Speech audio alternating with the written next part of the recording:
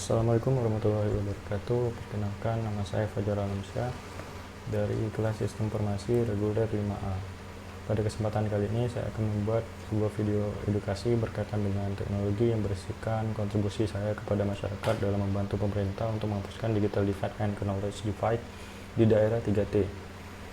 Nah, baik, di sini saya akan mengusung judul yang berjudul mengatasi keterbatasan pengetahuan teknologi di wilayah terpencil dengan penyuluhan dan dengan mengembangkan ekosistem teknologi digital yang mengacu pada model Dynamics 4.0 and Industry 4.0. Kemudian adapun latar belakang yang dilatar belakangi oleh perkembangan teknologi dalam kehidupan bermasyarakat telah membawa perubahan yang cukup signifikan dalam berbagai bidang kehidupan. Kemajuan di bidang teknologi ini semakin mempercepat terjadinya perubahan dalam cara bertukar informasi. Nah, saat ini informasi tersedia secara melimpah dan dapat diakses dengan mudah dan cepat melalui internet, di mana dan kapan saja. Negara-negara maju dengan sistem ekonomi dan pendidikan yang jauh lebih baik dan telah menangkap peluang fenomena ini dengan cepat sehingga mereka semakin berkembang dalam pertumbuhan negaranya. Nah, mereka telah memproduksi informasi digital dengan volume yang luar biasa besarnya. Namun sebaliknya, untuk masyarakat di daerah berkembang seperti Indonesia, cenderung hanya menjadi konsumen informasi, yang sebagian besar masyarakat Indonesia ini sudah merasa puas menggunakan internet untuk memenuhi kebutuhan informasi mereka. Penyebaran teknologi di Indonesia juga masih belum merata. Masih banyak daerah terpencil yang tidak merasakan fungsi teknologi dalam mempermudah kehidupan masyarakat, dan bahkan mendengar kata internet pun tidak pernah. Hal ini yang menyebabkan terjadinya digital divide. Nah, adapun arti dari digital divide itu adalah kesenjangan antara mereka yang mempunyai kemampuan dalam hal akses dan pengetahuan dalam penggunaan teknologi modern dengan mereka yang tidak berpeluang menikmati teknologi tersebut. Digital divide juga dapat dikatakan sebagai kesenjangan antara mereka yang menggunakan teknologi dengan yang tidak.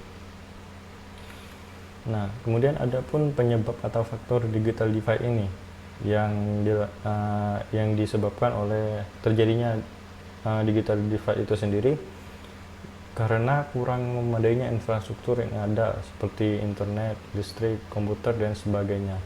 Nah, pemerataan infrastruktur tidak dilakukan dengan baik oleh pemerintah, sehingga masyarakat yang berada di tempat yang tidak terjangkau oleh teknologi tidak turut merasakan infrastruktur seperti di kota, sehingga masyarakat tersebut tidak turut berkembang seperti masyarakat kota.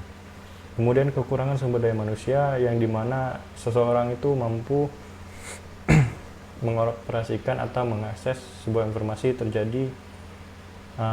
informasi yang ada dikarenakan kurangnya pemerataan edukasi di seluruh daerah. Nah, karena infrastruktur yang tidak memadai itu memicu proses edukasi untuk pengembangan SDM juga turut terhambat. Mereka juga cenderung menerima berita-berita yang tidak benar, hoax, dikarenakan tidak mau mencari tahu kebenaran dan langsung menerima informasi yang ada atau menerima langsung informasi bulat-bulat gitu. Jangankan menerima informasi, ada di daerah yang terpencil itu kadang sulit untuk mengakses informasi tersebut, walaupun ada keinginan untuk mendapatkan informasi tersebut. Bisa kita jumpai ya, seperti daerah-daerah 3T itu pada contoh kasusnya pada saat pemilu itu pada saat pemilu terus diadakan kampanye, itu mereka hanya merasakan kampanye itu sendiri tanpa mengetahui informasi paslon tersebut ataupun berita-berita terkait dengan pemilu itu. Mereka hanya menelan bulat-bulat informasi dari kampanye tersebut. Nah, hal ini menyebabkan terjadinya salah pilih kayak gitu di ranah politiknya. Nah, untuk menghindari hal tersebut, maka diharapkan digital divide ini segera teratasi di Indonesia. Nah, balik ke penyebab tadi, salah satu penyebab lainnya itu kurangnya pemanfaatan internet itu sendiri yang membuat masyarakat menyalahgunakan kegunaan internet yang hanya sebagai hiburan saja. Di kota-kota besar di Indonesia, banyak masyarakat yang memiliki komputer. Bahkan setiap hari, mereka bisa mengakses internet, tetapi tidak menghasilkan apapun. Nah, ini sering terjadi di era sekarang gitu. Di era sekarang, masyarakat itu lebih kepada eranya konsumtif akan informasi, lebih ke kepo tanpa menghasilkan apapun gitu. Terutama anak-anak remaja hingga dewasa pada umumnya menggunakan internet hanya untuk kepuasan tersendiri seperti melakukan chatting, melihat Instagram dan Instastory, membuka YouTube dan menonton channel yang sedang tren tapi tidak memiliki makna untuk mereka. Nah, itu tadi mereka menjadi konsumtif akan informasi tersebut sehingga menjadi korban atas penggunaan teknologi itu sendiri. Nah, hal inilah yang pada selanjutnya itu akan dibahas pada dampak negatif. Dampak negatif dari kesenjangan digital adalah bagi mereka yang mampu menghasilkan teknologi dan sekaligus memanfaatkan teknologi, memiliki peluang lebih besar untuk mengelola sumber daya ekonomi, sementara yang tidak memiliki teknologi harus puas sebagai penonton saja, yang akibatnya daerah yang maju semakin maju dan yang tertinggal semakin tertinggal. Nah, kemajuan teknologi informasi itu sendiri terlahir dari sebuah kemajuan zaman. Digital divide tidak bisa diselesaikan dengan peningkatan akses terhadap teknologi itu sendiri, karena kesenjangan dalam hal ini berpotensi melahirkan persoalan kesenjangan baru dalam masyarakat atau memperparah persoalan kesenjangan yang ada, terutama di negara berkembang seperti Indonesia atau kelompok masyarakat daerah yang relatif tertinggal. Nah, adapun solusi yang dapat diterapkan untuk kesenjangan digital ini yang saya pegang yaitu mengembangkan ekosistem teknologi digital yang mengacu pada model Dynamics 4.0 and Industry 4.0. Melalui dua pendekatan ini, masyarakat daerah tertinggal pun diharapkan bisa memperoleh manfaat lebih dari infrastruktur digital yang berkembang, dimulai dengan menyiapkan masyarakat untuk bisa menangani, menilai, menerima, memutuskan, dan memilih informasi yang tersedia. Mereka juga harus diberi edukasi untuk tidak menerima informasi itu secara langsung tanpa menyelidiki kebenarannya, sehingga masyarakat Indonesia tidak cenderung termakan oleh berita palsu. Kemudian penyiapan kondisi psikologis bagi masyarakat ini bisa dilakukan dengan penyuluhan di seluruh daerah Indonesia secara merata. Dengan persiapan ini, masyarakat akan mengerti dengan baik tentang kemudahan akses untuk menggunakan dan memperoleh informasi di era digital. Kemudian solusi selanjutnya itu pembangunan infrastruktur itu sendiri secara merata di seluruh daerah Indonesia, sehingga setiap masyarakat mendapat kesetaraan informasi. Apa yang didapatkan oleh masyarakat kota juga didapatkan oleh masyarakat desa.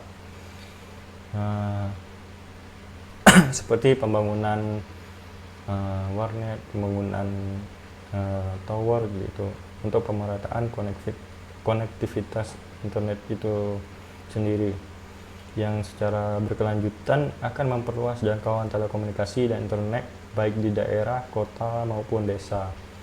Kemudian solusi selanjutnya itu adanya kerjasama antara pemerintah dengan sektor swasta yang dalam mempercepat pembangunan infrastruktur juga dapat mengurangi kesenjangan digital. Kerjasama ini mengurangi beban berat anggaran pemerintah sehingga pemerintah dapat berkonsentrasi pada bidang-bidang yang lebih membutuhkan perhatian, sedangkan peran pemerintah ada dalam penyediaan prasyarat agar sektor TIK dapat berkembang dengan baik. Selain penyuluhan, pemerintah juga perlu mengadakan program bersama untuk seluruh masyarakat Indonesia agar meningkatkan kualitas bahasa Inggris yang mereka miliki, sehingga masyarakat Indonesia mendapatkan informasi lebih maksimal, karena pada umumnya penggunaan bahasa Inggris adalah yang paling umum dicantumkan untuk setiap konten pada internet. Kemudian terakhir yaitu solusi yang saya sampaikan tadi, yaitu mengembangkan ekosistem teknologi digital yang mengacu pada model Dynamics 4.0 dan Industri 4.0. Nah, setelah semua solusi tersebut yang saya sampaikan tadi dijalankan, hal yang mendasari Industri 4.0 di daerah tertinggal bisa dibarengi dengan membangun website daerah mereka sendiri, yaitu untuk memperkenalkan daerah masing-masing, mulai olahan masyarakat daerah, semisal makanan khas, pakaian, pariwisata, ataupun industri kreatif yang bisa dijual melalui website yang menarik pada daerah-daerah tersebut. Nah, itulah kegunaan teknologi setelah adanya penyuluhan, pembangunan infrastruktur, dan kerjasama antara pemerintah dan pihak swasta.